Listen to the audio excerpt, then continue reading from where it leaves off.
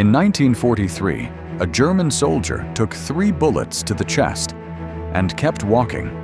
The doctors who examined him wrote one word in their report: impossible. Stories like that began circulating among German officers on the Eastern Front, and Heinrich Himmler believed that science could make them real. Because inside a network of secret Nazi laboratories, the experiments had already begun. By 1943, Germany was losing. Stalingrad had swallowed an entire army whole.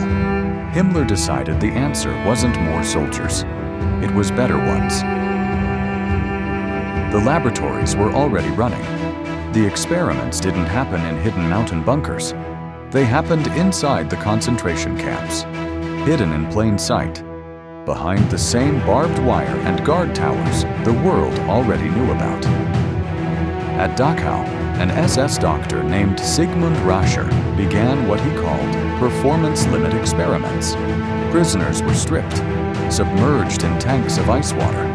Some survived 2 hours. Many did not survive the experiment at all. Rascher sat beside the tank, stopwatch in hand, writing clinical observations, while men died in front of him. Even some of the SS guards stationed outside the building refused to enter during the experiments. The official explanation was research for downed Luftwaffe pilots in the North Sea. But Rascher's private letters told a different story. He wasn't studying survival. He was mapping the exact point where a human body breaks and still functions. But that wasn't the worst part.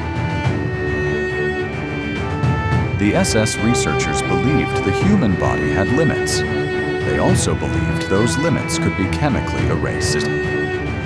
It started with something the German military was already distributing since 1940. A drug called Pervitin had been issued to millions of German soldiers during the Blitzkrieg. It kept tank crews awake for 4 days straight. It helped soldiers cross all of France in 96 hours.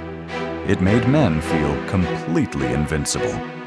Pervitin was methamphetamine, but the SS scientists believed they could go much further.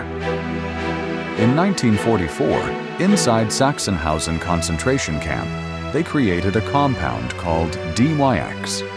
1 tablet, 3 drugs, cocaine, methamphetamine, and a morphine-based painkiller that eliminated the sensation of pain entirely.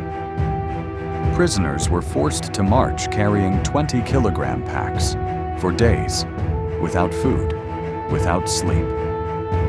Many died during the trials. Those who survived were recorded in official SS documents as showing extraordinary endurance beyond normal human parameters. Drugs could erase exhaustion. Drugs could suppress pain. But what if science could erase fear itself? That question led to the darkest part of the program.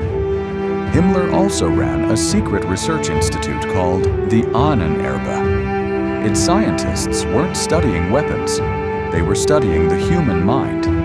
Their goal was something they called the unbreakable soldier, a man who felt no fear, no hesitation, no instinct to survive.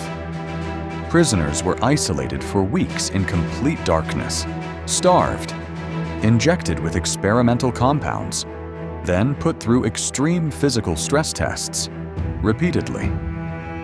The purpose wasn't punishment. It was systematic psychological destruction, followed by forced conditioning. Testimonies recovered after the war described subjects who no longer responded to pain, cold, or fear in any normal way. One Allied intelligence officer reviewing the files in 1946 wrote privately, "They were not trying to build better soldiers. They were trying to build something that was no longer human." What happened after the war was supposed to be the end of the story. It wasn't. The Nuremberg doctors' trial prosecuted 23 scientists for crimes against humanity. 16 convicted, 7 hanged. Rascher never made it to trial. Himmler had him executed in April 1945, weeks before the German surrender. But here is the part that rarely makes it into the history books. Dozens of SS scientists were not imprisoned after the war. They were recruited by American intelligence, by Soviet intelligence, by British intelligence. The DMYEK files were seized by Allied forces in 1945, immediately classified. And in 1953, the CIA launched its own program, Project MKUltra. It echoed the same ruthless questions the Nazi labs had asked a decade earlier. How far can a human mind be pushed before it breaks? And can it be rebuilt into something more useful? The subjects inside those laboratories had no names in the official files, only numbers. And there are documents from that program that have still never been released to the public. The experiments ended. The questions did not.